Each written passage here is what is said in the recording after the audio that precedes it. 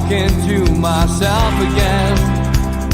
But it's the only way you're ever gonna learn. You look back and it's all in the past. I'm dwelling on the thoughts I cannot say to you. If I don't say the words, then maybe it's not true. And it feels alright. Good morning, welcome to NUFC Matters with me, Steve Wraith. Tuesday morning brings Ross Gregory. Good morning, Ross. Morning, Steve. Morning, everyone. Good to see you, mate. And it's not coming home, Ross, is the theme that we'll start with this morning. We all got a little bit excited as usual, but unfortunately, it wasn't to be. England knocked out by France. Game of two halves. You know, England didn't really show much desire or passion, I didn't think, in the first half. Second half, you know, they certainly took the game to France. And had it not been, I guess, for the sheer brilliance of France in taking that chances clinically, and some dodgy refereeing, it has to be said, England might have found themselves into the semi-finals. And of course, we'll have to mention Harry Kane's horrendous second penalty kick. Yeah, look, it's a real difficult one. Look, if I judge it as a whole across the tournament, I think Newcastle. I think England were really, really good in large spells of that tournament. You know, we can look at it and go, well, you know, they only beat this team and that team and whatever. But the World Cup's shown this year that you know there's a number of shocks that have happened. There's a number of big teams that haven't got out, either haven't got out of the group or they've fallen at the last kind of 16 stage. I think England had a really, really strong tournament, but come up against the best team in the world. They came up against the reigning world champions in France, and a team that have got a really strong unit and some individual brilliance within that team. I think for me, I thought looking at the game on Saturday night, first 25, 30 minutes, I thought France were the better team and obviously went ahead. The goal for me shouldn't have stood because it was a foul on Saka. It was probably two fouls on Saka in the corner, but you've still got to then defend it a little bit better. But having said that, I think it was a really good strike, and obviously France went 1-0 up. After that, I thought England dominated. I really do. I thought they had a couple of good chances in the last 10, 15 minutes of the first half. Reece made a couple of saves from Harry Kane. We should have had a penalty. For me, it was on the line. It was a foul, and it should have been a penalty. Poor refereeing decision again. Came out second half, and I thought absolutely dominated the game. Really, with a better team against the reigning world champions, against probably the best team in the world. And England went toe to toe, matched them. Were front foot, were aggressive, were positive. I felt got the equaliser. Always looked a threat. France are a good team, and they were always going to get another chance or another two chances, and so lo and behold, it came off. And it's just fine margins, you know. Again, Harry Kane misses that penalty, and it's wild and it's horrible. But you know, he had the bottle to stand up and take it. It's fine margins with England at the minute. The team is really, really close to being an excellent outfit, and I think against pretty much any other game they would have won that. I think they can come home with their heads held high, which hasn't always been the case in international tournaments. People are looking and saying, well, you know, does Southgate have to go? Is it a regression from where England were? Is he getting the best out of them? I think he has got the best out of them. I think it's just very, very fine margins, and you're a penalty kick away from winning the Euros. You're a penalty kick away from potentially going into the semi-final against Morocco at the World Cup. It's very fine margins, and we just want that little bit of luck to roll our way, and it hasn't happened so far. No, it hasn't.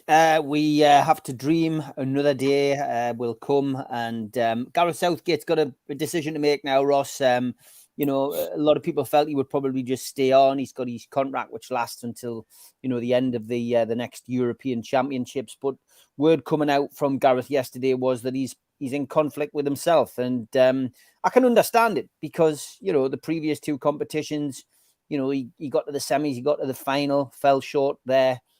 The World Cup this time round, he's only got to the quarters. You can understand why maybe he's thinking, do I step aside and let somebody else have a go? I think it's more that he's not sure whether he can. I think it takes a toll. It takes a toll personally on someone like Gareth Southgate. There's a lot of time and energy and effort put into these tournaments, and they can leave you feeling drained. And I think that's the case that happened after the Euros, after the previous World Cup. There's a lot put into it. Also, Gareth Southgate has had a fair degree of criticism and stick over the last 18 months. He gets to the final of the Euros and gets within a penalty kick of winning the first tournament for England since 1966, and he still gets hammered, absolutely hammered by people. He must be looking and thinking, what more can I do? I'm the most successful England manager since Sir Alf Ramsey, and I'm still getting absolutely battered. I think he's also what you've got to look at with the England managers. It's not just what you deal with on a kind of a game by game basis. It's not just the pressures there. You've almost got to be a spokesman for English football. You've got to be a spokesman for the FA, because the FA don't come out and speak on racism or on Brexit or on whether the World Cup should be in Qatar and human rights issues and all this sort of stuff. Gareth Southgate has to do that, and he does it very, very well, to be fair to him. He puts himself forward. He's got time for everybody. He never shies away from a question. He never ducks a question. But ultimately, he just wants to manage a football team. He just wants to focus on the football, like Eddie Howe does with Newcastle, like every manager wants to with the club. They just want to focus on coaching the team, managing the team. They don't want to be a spokesman on international affairs and politics and all that sort of stuff. And I think he's got a little bit that's became an extra burden on Gareth as well, and he's weighing that up as to whether it's something that he wants to continue with, and or whether going back into club management is the right time now. He obviously wants to go back into club management at some point. I think he's made that fairly clear. He wants to go back and manage. I don't necessarily think that would be the best route for him, but that's one of his personal ambitions. So it's whether now is the right time for him to go back in, or whether he looks at it and thinks, right, let's finish this cycle. I've got 18 months left. The Euros is round in 18 months. We've got a really strong crop of players that could come through, and this is maybe he's never going to get this chance again to manage this group of players. So it's a difficult one for him. I hope personally that he stays, because I think he's done an excellent job with England. But if he walked away, I would say, thanks very much for the job that you've done. Let's see if anybody else can do a better job and take this group of players onto the next level. Yeah, John from QTech says, does Ross know when the World Cup lads will be joining back training? Presume we've got to give them time. We've got time to get them into the team for Bournemouth, he says. And from my perspective, I would imagine that the fact that England exited early, the fact that Brazil exited early, does do us a big favour. It will do, yeah, it will do. So I think Eddie Howe said when he was in Saudi Arabia, he would judge it on a kind of case by case basis and see with the players who's fit, who's knackered, who's back sooner and sharper than everybody else. But obviously the three England lads have exited the tournament. Bruno's exited the tournament with Brazil, and Fabian Schär's exited it with Switzerland as well. So they're all back and available. I think they'll be having a little bit of time off the rest of this week, but they might be back in for training either at the weekend or Monday, and possibly available. The game being brought forward to the Tuesday now, the Bournemouth game being brought forward to the Tuesday might affect things a little bit more, because it's 24 hours less that they would have to get back into the group and work with the team and with the players. But yeah, I certainly think now that they're out of the tournament, they should be back in training end of this week, starting next week, and potentially available for the Bournemouth game. Whether Eddie Howe then wants to throw them straight in is another matter, because they won't have had much time with the team, and I'm guessing that Eddie Howe will have been working on the assumption that England are going to, you might not have had these players available. I think that's the way a manager has to work. They have to look at, right, these are the players that we've got available that I know will definitely be available, and I'll set out a team selection and a plan in the coaching and in the preparation for the Bournemouth game based on that. So I would be surprised if all of them came in and started at Bournemouth, but they might be in and around the squad and available. Yeah, I mean, Bruno was quite emotional. The Chronicle carrying an article on the website today, just quoting what he put on his Instagram with Brazil being knocked out. Today is definitely one of the saddest days of my career. An awful feeling of sadness, like I've lost someone important, like a part of me was ripped out, and it really was, but not for long, because I'll be here doing everything so that in 4 years, this cup comes home. It feels like I could have done more, helped more, tried something different, but God's plans are much greater than our will. Joelinton, of course, as the Chronicle reports, was first among those to comment, saying, "We are with you, my brother."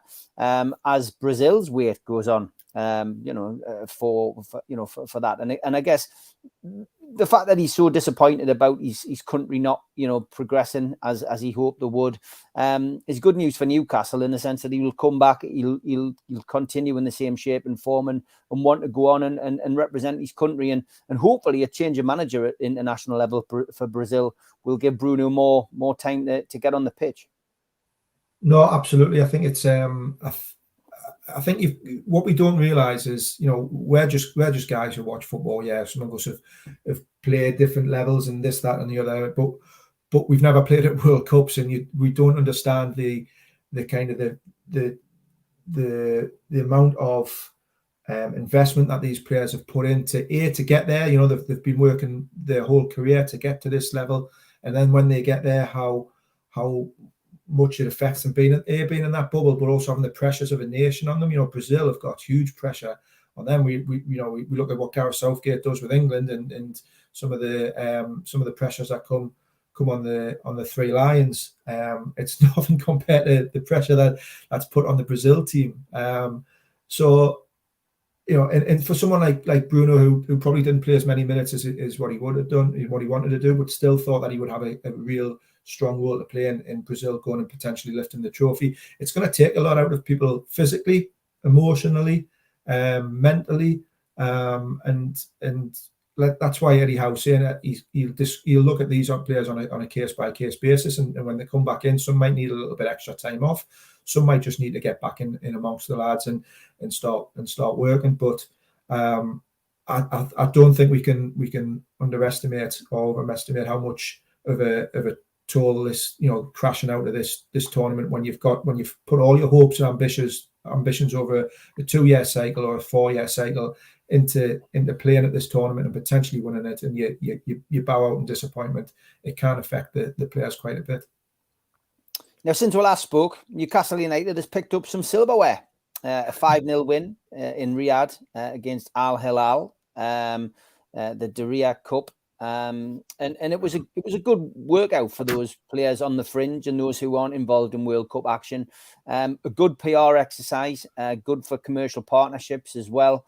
In Riyadh, the players seem to enjoy it. The fans who were lucky enough to travel out there, including a few representatives from this show: Steve Hasty, Mitch, Stu Penman, Liam Kennedy, all out there enjoying the sun and enjoying the meet and greet with the players, the management, and the owners. But yeah, it was a good trip altogether, wasn't it?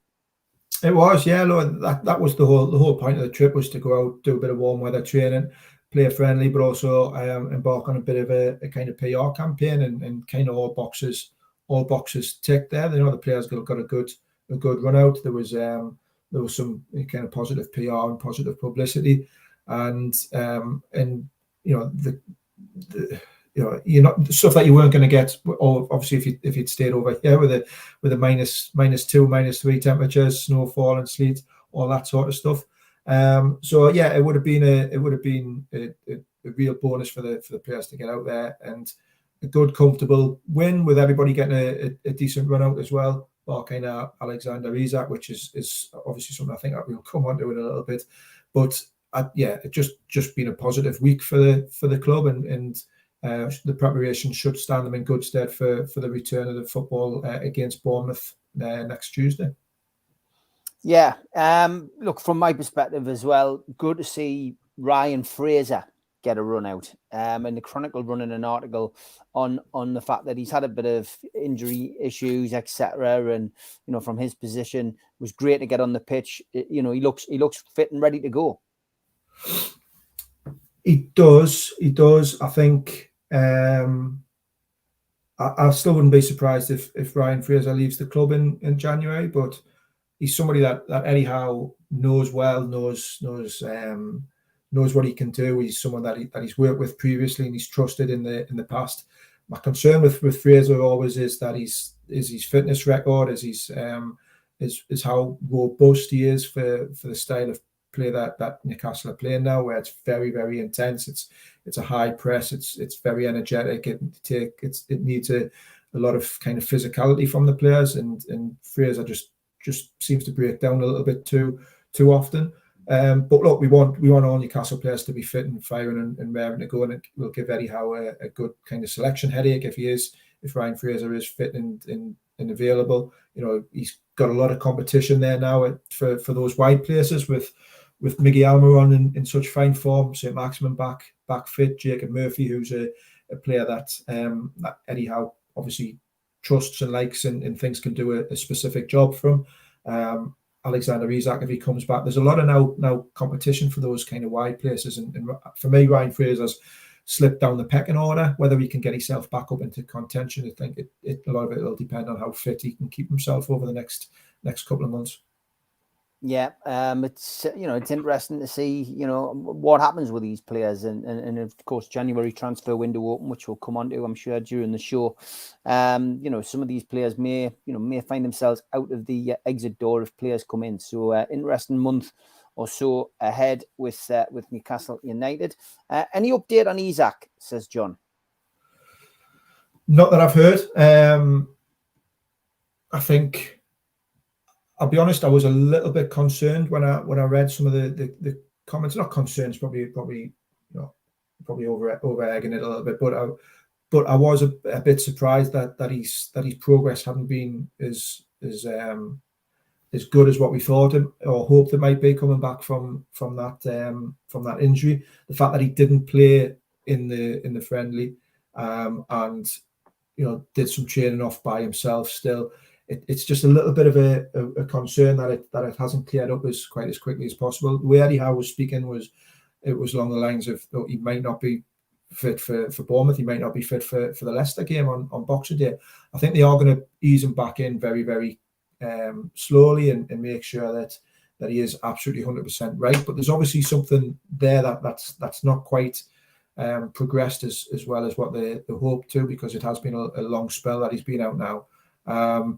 I would be surprised if he's available for the Bournemouth game, certainly. Whether the Leicester game comes too soon as well, we'll just have to wait and see. But I think better to err on the side of caution, especially given Callum Wilson's injury problems that he's had, and some of the niggles that he obviously had when he was away with England as well. A lot of days that he didn't train because of niggles and such like. So Newcastle are just going to have to wrap the pair of them in cotton wool and make sure that they come back fit and robust and ready to go, and that there's no kind of breakdowns when Isak or Callum Wilson come back into the team. Tom Dixon has a couple of questions. He said, should Wilson, Isak and St. Maximin all start for Newcastle when they're fit? And what do you do with Miggy Almiron? What do you do with Miggy, the player the season so far? It'd be a great option to have. I've said on here, I think I've said on here many times before, the chances of having Wilson, Isak, and St. Maximin fit every majority of games. I think all three have got fitness concerns. All three are going to be injury concerns between now and the end of the season. It's just the type of players that they are. When you're that explosive kind of player, you're always going to be picking up niggles and stuff like that, and they've shown over their careers that they're not always the fittest. So if they are all fit, I think probably St. Maximin maybe misses out at the minute because of the form that Miggy's in, but it'd be a great selection headache for Eddie Howe to have if he's got those three, plus Miggy Almiron, plus Ryan Fraser, plus Bruno and everybody else all fit. But that's the whole point of having a squad. I very much doubt that trio will be ready and available for many games altogether. Yeah, and his other question was, do you think Trippier will have time off from the World Cup? I know sometimes he just likes to go straight into training, like when he had his injury. I just guess he'll be assessed, won't he, by the medical team, and he'll, the decision will be made collectively. Yeah, he'll come back. He'll be assessed by the physios, the medics, the medical team.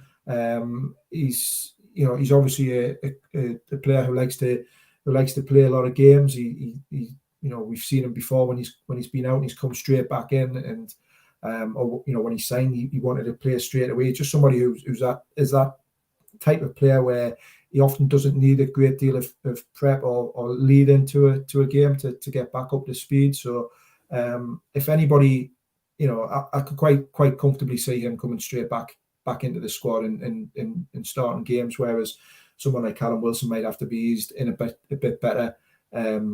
But yeah, it'll just be assessed on a case-by-case basis.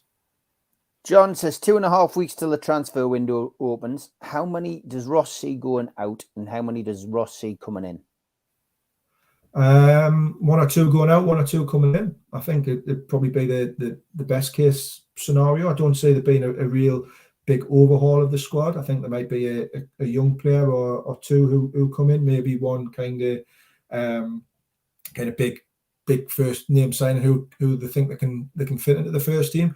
I don't think, because of the FFP and everything else like that, and where how much the club spent over the last 12 months, I don't see there being a real huge splurge like we saw last January.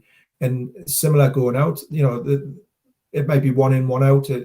We've talked about Ryan Fraser. There might be 1 or 2 others, who might go out on loan at Jamal Lewis or someone else like that, or Javier Manquillo, depending on how Trippier and Kraft's injury are kind of progressing as well. But I don't see there being a big overhaul of the squad this January.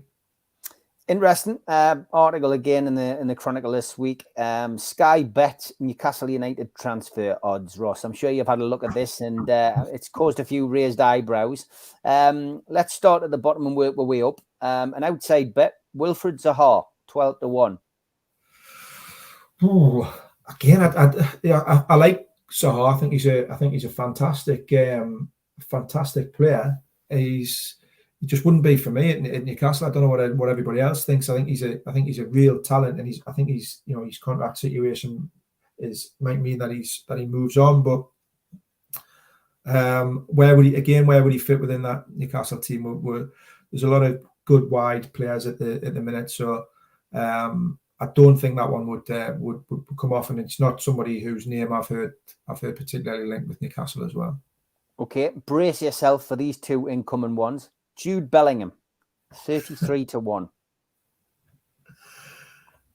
You know what it is? There's it's not the most outlandish, really. I don't think that. I know bear with us because it does sound outlandish. Don't get me wrong, it does sound outlandish. This is from Sky Bet, by the way. This isn't the Chronicle just picking names out the air. Yeah. We're just.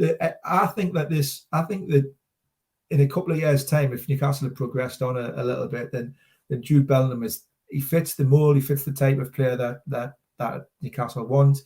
He's ambitious. The club's ambitious. There could be some sort of lingo. I think he's going to go to Liverpool, to be honest, at the end of the season. I think that's where he'll end up. I think he'll end up at Liverpool. That's just a hunch that I've got from bits and pieces.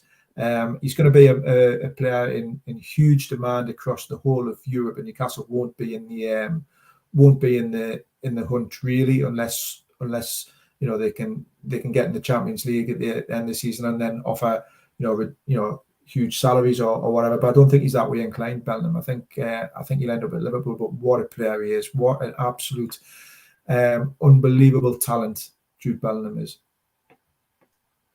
Kylian Mbappe, 16-1. Not a hope in hell, is there? Not a hope in hell of signing Kylian Mbappe. Would he get in ahead of Miggy? Would Mbappe play ahead of Miggy at the minute? Like, really? I mean, 16-1. I mean that the bookies are being quite generous there, I think. They are. Again, his contract situation, he should have moved to. He almost moved to Real Madrid in the summer, and then reneged on that deal and stayed with Paris Saint-Germain. He'll leave PSG at some point, but moving to Newcastle, I don't think is where his heart's set. I think he'll end up in La Liga. Yeah, well, I mean, those names did surprise me. Okay, James Maddison, getting back into the world of more realistic targets. James Maddison, 7-4.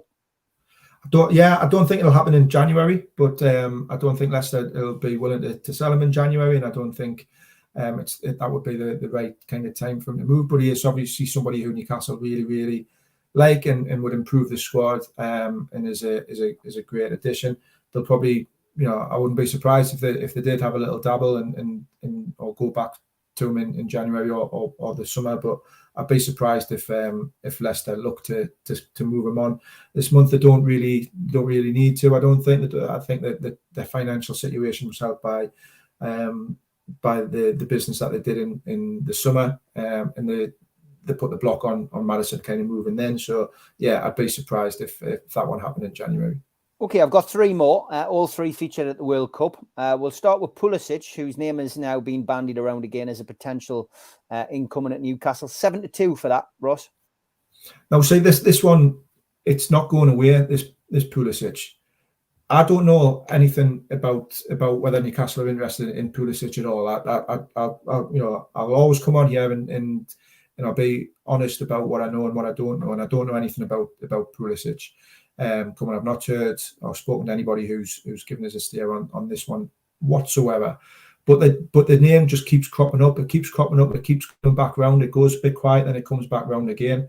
And I think there's obviously something there. There's obviously something there. You can read between the lines, and I wouldn't be surprised if they did move in for Pulisic in January. He fits the kind of type of player that they want. He can play out wide, he can play centrally, he can drop in as a 10. And if they want an extra additional forward player, then that might not be the worst shout in the world.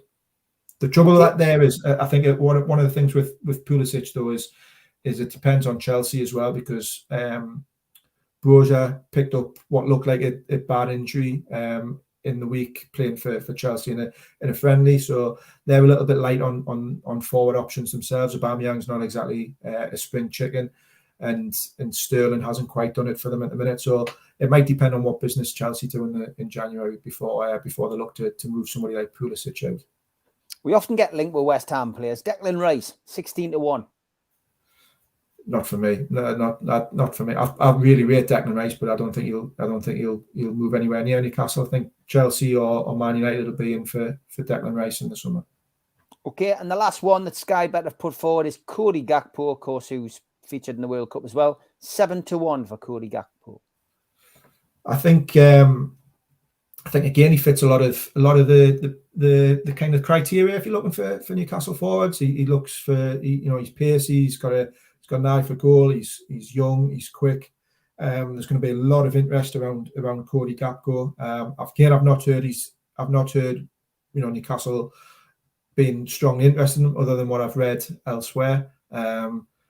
Again, I'd be slightly surprised if that one happened in January, but I think he will move in the next 6 months, whether it's to Newcastle or another Premier League club. Obviously, he nearly moved to Leeds. Man United are interested. He'll have a lot of interest, and his stock's probably gone up a little bit more after the World Cup and some of his performances then. So I don't know if it's somebody that Newcastle would be interested in, but I think if they were, he would be an excellent addition to the squad. Okay, well, that's great. Keep an eye on those transfers, of course. You never say never with Newcastle in these days. Okay, halfway through the show, we'll go for the ad break. A big thanks to all our sponsors. First off, Skips and Bins, telephone 0800 25 45 25 3, email inquiries at skipsandbins.com, website skipsandbins.com, easy contract free and pay-as-you-go waste collection. Thanks to Garden of Healing Dispensary, CBD hemp and cannabinoid specialists. You can find them at thegohd.com. And thanks to Mr. Vicky's Sauces. They are handmade in Cumbria, and you can find more information out on their website, mrvickys.co.uk.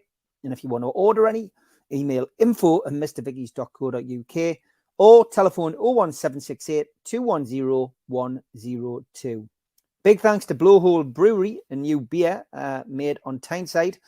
The cans are all designed in the colours of Newcastle United's strips from days gone by. Black and white there, the purple and blue, and the good old-fashioned blue from the Entertainers' days. But get more information on the Blowhole Brewery range, such as Geordie Juice, from blowholebrewery.co.uk. Thanks to Media Arts for all the help with the technical side of things and video side of things. And thanks to qtechshop.co.uk, the makers of pool tables and snooker tables in Wallsend, Newcastle, and the guys who do our website, NUFCmatters.com. If you want to subscribe to the show, then all you need to do is click the subscribe button below. You can also hit the thumb up, which does us a favor by liking the video, and click share to your social media, such as Twitter and Facebook. We're also available as a podcast on iTunes and Spotify and the rest. And if you want to contribute to the show, use the QR code. It takes you straight to the membership pack and you can join the channel. What do you get for your membership pack? You get a scarf, a cup, a pen, and a membership card, and entry into the monthly draw. You can also make a donation by hitting the $sign in the chat tonight. We also give you something for free if you subscribe to the show.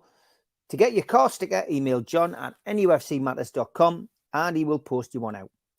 We also support the food bank on this show. And if you want to make a virtual donation to the food bank, then go to nufcfansfoodbank.co.uk and make a donation today.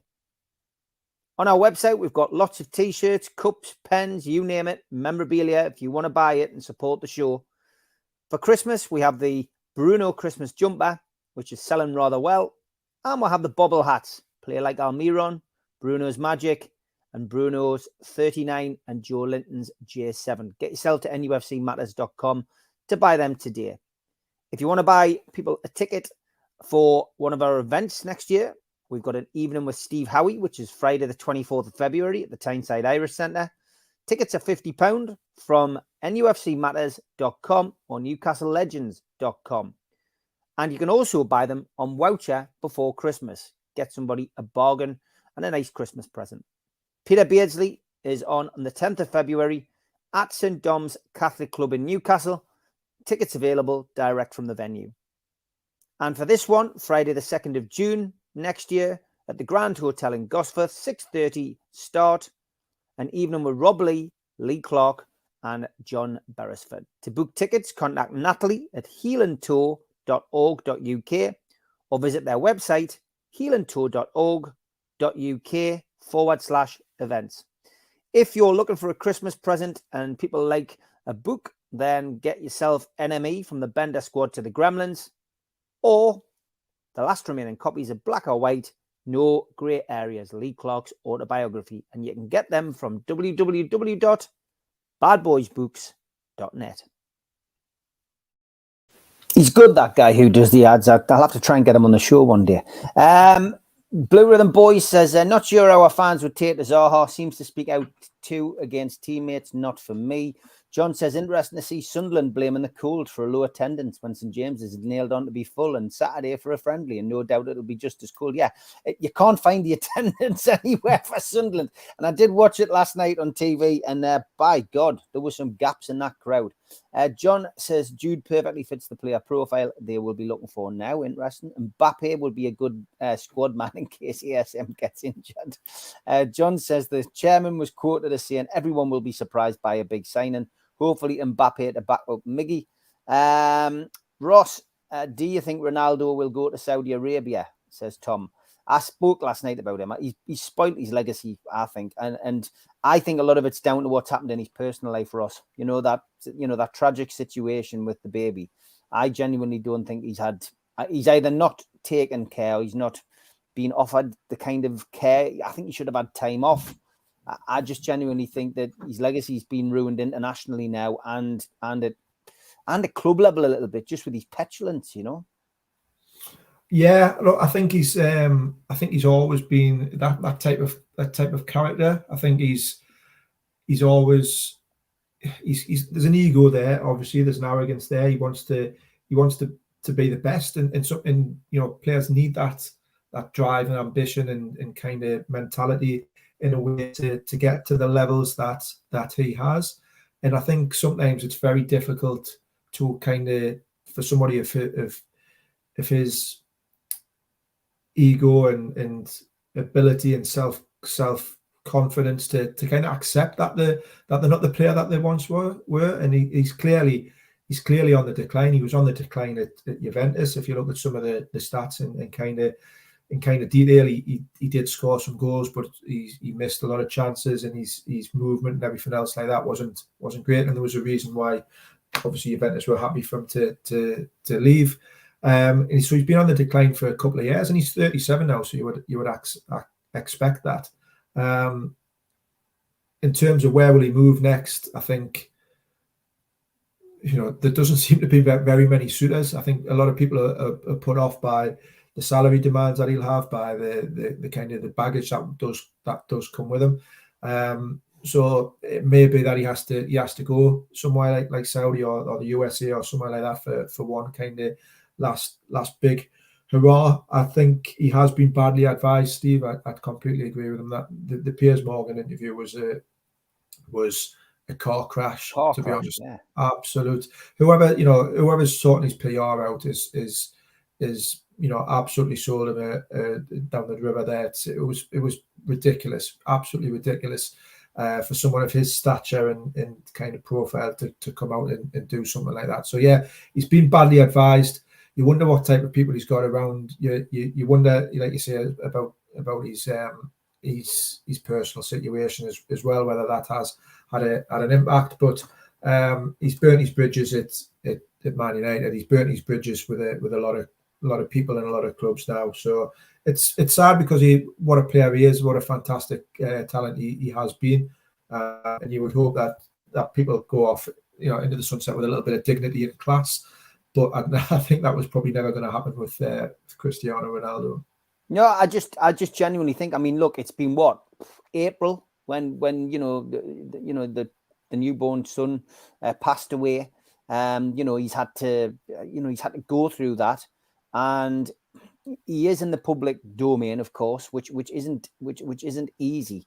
I just think that has played a huge part, and I don't know. Obviously, I don't know what the situation is, but I just don't think he had the time off. Maybe I don't know. Maybe he needs to speak to somebody. I genuinely feel he has changed. I know he's always had that kind of attitude, which is what makes him the player he is. He's a brilliant player, world class player, one of the world's best. I just think, sadly for him, that something like this is probably affected him. And yeah, bad advice on the media side of things as well. But yeah, it's not our problem. But we got asked the question. I want to talk a little bit about Jamal Lascelles. Eddie Howe's come out in praise of him again, while across in Riyadh doing his press stuff out there. Saying that the reason he was given the captain's armband is because he's such an influential figure in the dressing room. He's probably not going to have many minutes. He may well play. Well, certainly I would imagine he'll play against the team on Saturday, but I think he will probably feature in the Carabao Cup as well. But he's not going to get anywhere near the team on a match day in the Premier League unless we have a serious injury crisis. But certainly holds him in high esteem, doesn't he? He does, and rightly so. Look, we see what happens on the pitch on a Saturday afternoon or a Sunday afternoon or whenever it is for 90 minutes, and that's sometimes how we judge players and how we judge whether somebody should be at Newcastle United. But there is a lot more to being part of a football team, to being part of a squad, than the 90 minutes that happens once a week or twice a week during games. There's the players are training twice a day or every day. There's all the other stuff that goes around the squad.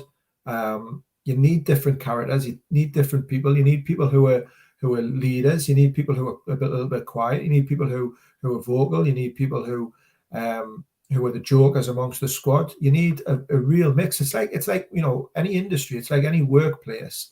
You need a different mix of characters for that to work. If everybody is the same, if everybody had an ego of Ronaldo's size, if everybody was a was a joker like Gaza, it wouldn't work. It wouldn't work in a squad.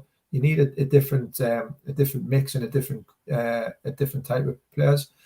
And Jamal Lascelles offers something to that squad, whether he's playing or whether he's not. Whether he's the leader figure in the change rooms, whether he's that influential and kind of steady, calming figure for younger players, or somebody who'll almost be a bit of a shop steward, if you like, and lead negotiations around, what he did with Mike Ashley around players' contracts and bonuses and all that sort of stuff. You need these different types of characters in a team.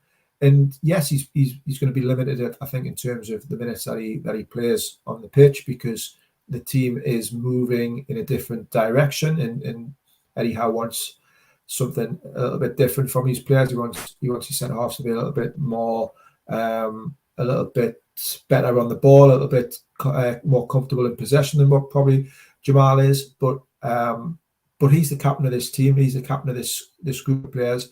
And he's earned that right from what he's done over previous years. Has he let Newcastle down? I don't think he has. I think some of his performances at times they dip, but every player's performances dip. Sometimes he makes mistakes. So does everybody. I think he's a really good character and a really good person to have around the squad, to have in the change rooms. And obviously Eddie Howe thinks that as well. Otherwise, he wouldn't have kept him with the armband, and he wouldn't have kept him as being one of the leadership group around Newcastle United at the minute. The dreaded fans, as if I guess if Southgate leaves England, that Howe would be wooed again. And the Chronicle covering this in depth again today with talk of Dan Ashworth and Eddie Howe. Obviously sorting the new contract out at the start of the season. Obviously, they've also mentioned in the fact that he doesn't have a release clause in his contract after signing the enhanced deal, which is good news for Newcastle fans.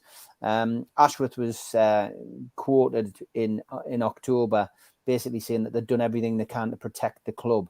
I think it's nothing to fear about. And I would have said that I still feel Potter's probably ahead of how maybe he's in England's thinking. And names getting chucked around last night were, Simeone, Tuchel, another one who potentially could do a job for England if Gareth goes. But I wouldn't worry Newcastle fans too much, Ross, about about Eddie Howe, going to England. And he's come out and said himself that he's got a job to do here. Absolutely, 100%. I don't think it's the right time. I think he'd be a fantastic fit for England. If I'm being honest, I think he would be a really good fit. I think Graham Potter would be a good fit as well. I think they're the type of manager, the type of person, the type of personalities that the FA are looking for in terms of when they do appoint a successor to Gareth Southgate. I think the FA are probably desperate for Gareth to stay in that job for another 18 months, 2 years, because by that point, then Graham Potter or Eddie Howe might be in a different position in terms of their career, and it might be something that fits them a bit better. But as far as Eddie Howe's concerned, he's come out and said that he's got a job to do, and he's not finished that job with Newcastle. I don't think there's any reason to fear if Southgate did decide to walk away, that Eddie Howe's head would be turned by the England job. It'll probably be something that he'd be really in the mix for in a few years' time, but it's certainly not the right time. He's committed to Newcastle. He's got a project there that he's only kind of about 12 months into now, isn't he? So in the wonders that he's done, I think he wants to push Newcastle on, get more experience, work in playing and managing Europe, coaching in the Champions League potentially, or the Europa League, and then the England job might come around again, but. Yeah, he's firmly committed to Newcastle, so no reasons to be concerned. Yeah, big announcement yesterday from the club that Newcastle's game for the Carabao Cup against Bournemouth has actually had to be moved due to the strike action that is planned next Wednesday by the NHS. So the game has now been moved to the Tuesday, good to see Newcastle acting quickly. Unfortunately, it means that some fans now won't be able to make the game, though, Ross. This is the problem with this, but it's out of the club's hands. It is. I mean, what can you do? I feel really really sorry for the fans. You know, I've been reading comments and speaking to people in Facebook comments and such like. You know, there's people flying in for Christmas and who thought, oh, I'll land on the Tuesday. I'll be able to go to the game on the Wednesday. There's people who've spent a lot of money on train tickets and hotel costs. That's just the Newcastle fans. You know, that's without thinking about the Bournemouth fans who will have made arrangements to travel up as well. But the club's kind of caught between a rock and a hard place. There's the hands are tied to an extent, and they've had to make a decision which means that the game goes ahead rather than the game kind of being postponed full stop. So it's a really difficult one. I know there's a few of my mates who were planning on going on if the game was a Wednesday, now we're being switched to the Tuesday. They've got other commitments, work and this, that and the other, and might not be able to get there as well. So it's a tricky one, but the club's been forced to make that decision by factors outside of their control, really. Yeah, it's it's just common sense. You can't have a game without medical help available. So it's unfortunate out of the club's hands, but I think the fact that they've acted quickly is the right thing. Another article that struck me in the Chronicle this week was just Eddie Howe's praise of Joelinton. And he described in the article written by Lee Roeder as a pivotal figure in the dressing room. Did you ever think you would read these kind of words about Joelinton, Ross? Yeah, I know. The transformation's been extraordinary, hasn't it? He's a pivotal figure in the change room. He's a pivotal figure on the pitch. He's a big personality. He's a big character. What I've always liked about Joelinton, regardless of what happened kind of on the pitch, regardless of everything else, what I've always liked around from the day that he walked in the club is his attitude, is the way that he's gone about his business. He's never hid, even when he was getting grief and pelters. He's never hid. His fitness record is astonishing for a player coming into this league. He barely misses a game. He barely misses a training session. His reliability, his fitness, and he always puts himself forward. He's kept going and kept working at his game, and he's getting the rewards. I think that his attitude certainly is deserved over previous seasons. Kindly moving the game to the 20th, which is my 50th birthday. We won't get any grief at all off the family for going to the match. You'll just have to do all the cake and all that early doors, mate. That's all you'll have to do. Geordie Tumberlife says, Ross, Wickham to win the league and cup, or Newcastle to finish in the Europa League? That's an unfair question, mate, isn't it? Ray, I'm getting stitched up here, man, aren't I? Dear Lord. I tell you what, I'm gonna say Wickham to win it, because now I've moved into the chairman's seat at Wickham now. So yeah, congratulations on that, mate. I saw that. I'm gonna have to wear my chairman's hat on this one and say Wickham to win something, and then we'll see Newcastle. I've never really seen Wickham. Well, I have. Wickham last won something in 2006, so it's been, I suppose it's only 16 years since we won something at Wickham, but it's a bit longer with Newcastle. But yeah, I'll stick with my chairman's hat on there and say, unfortunately, Wickham, another team playing in black and white, mind, to lift the trophy first. So I've got to ask you, have you invested in a camel coat and a cigar, Ross? Now that you're the chairman? I know. Since I took over as chairman, we've played 2, lost 2, so I'm already getting sacked the board chance from the fans over the Glebe. Yeah, it's hard at the top, mate. Do you think Eddie will be offered the England job, says Keith, which is a slightly different question. I think he will be if Southgate goes. I certainly think he'll be on a short list.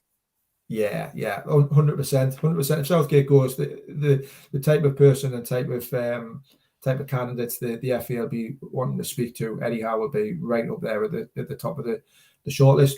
You might give them short change, you might give them short shrift and say, thanks for the interest, but no thanks. But he'll be somebody that the FA would definitely have in their wish list, if you like.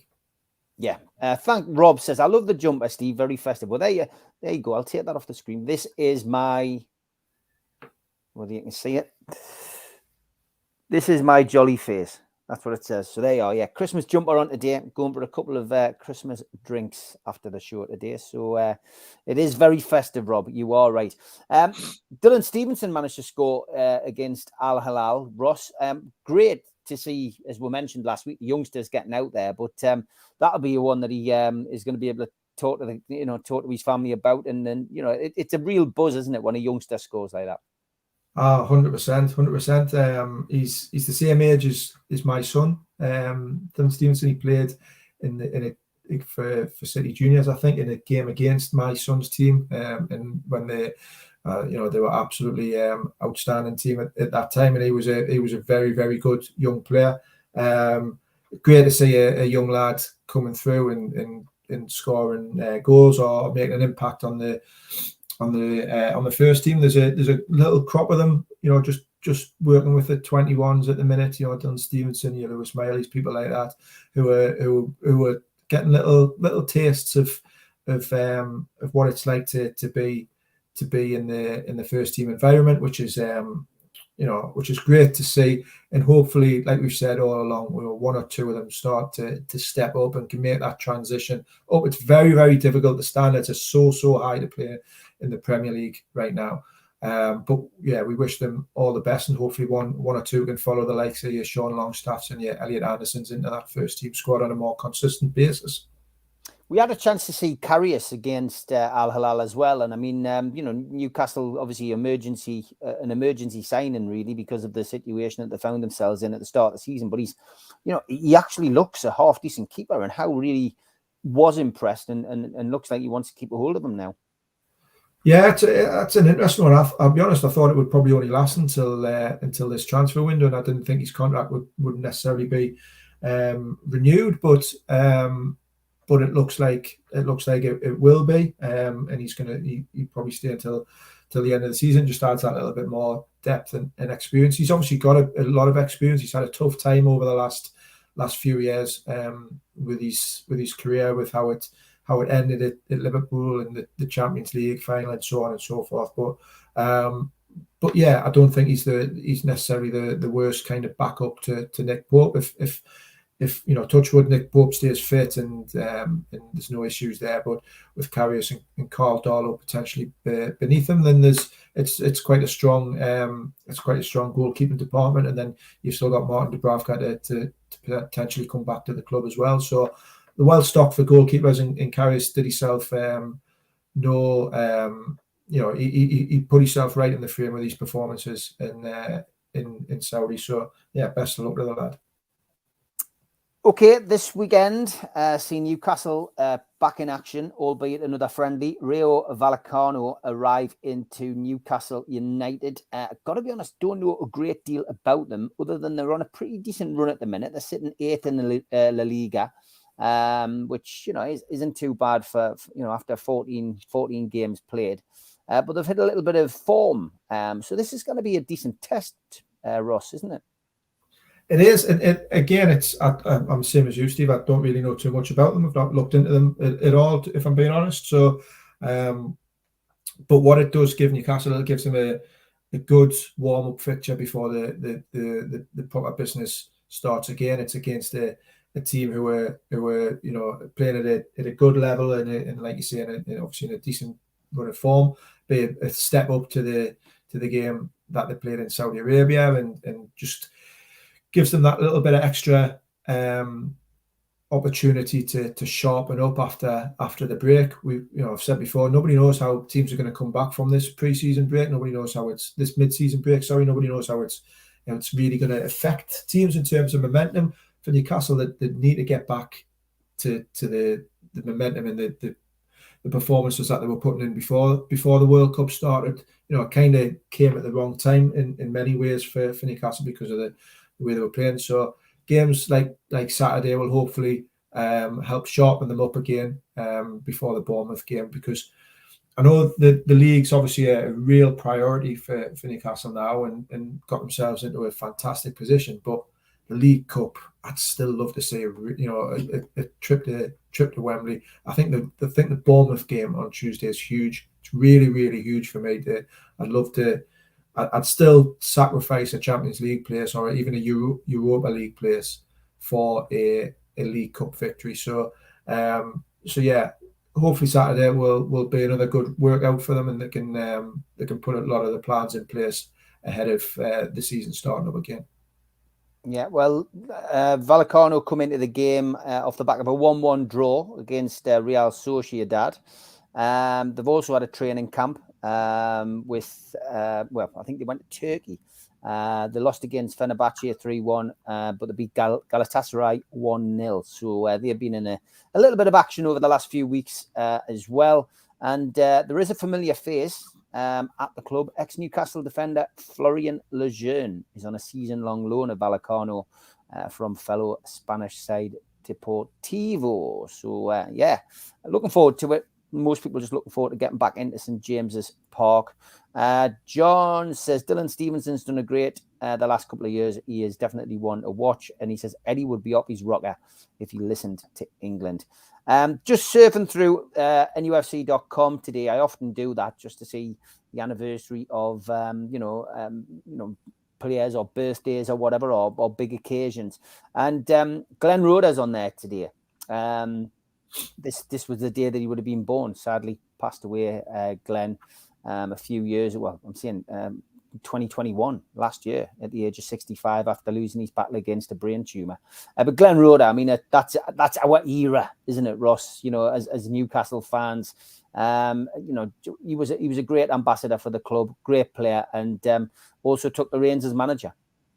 He did, and a really good bloke as well, just a gentleman, you know, somebody who had a lot of time for people, and you know, you'll not find many people, if any, with a bad word to say about Glenn Roeder. I think, you know, my first memories of Glenn Roeder are kind of the Roeder shuffle when he was a player, when he was a kind of a marauding centre half at times, wasn't he? He was a really kind of underrated player in a different era. His style of defending might have got him even more success because of he wasn't this big brute of a centre half. He was a little bit more composed and cultured, and that Roeder shuffle was a sight to behold at St. James's in the 80s. And then, like you say, he came back to the club in a couple of different roles, and then eventually took the reins as kind of caretaker manager and got the club into Europe, which shouldn't be forgotten about or underestimated. And you know, while he got the job on a permanent basis and it didn't quite work out, he was a great servant to Newcastle United over the years, and a really sad, untimely passing for someone who was a real football man and a gentleman as well. Yeah. Great words, Ross. And another great show. That hour has passed, as it always does, very quickly. Thanks to everybody in the chat. Thanks to the moderators. And thanks to you, Ross, for coming on. Look forward to seeing you next Tuesday when we'll be looking ahead to the Bournemouth Cup game. Have a good week and good luck to Wickham this weekend, mate. Thanks very much, guys. Cheers. Speak to you later.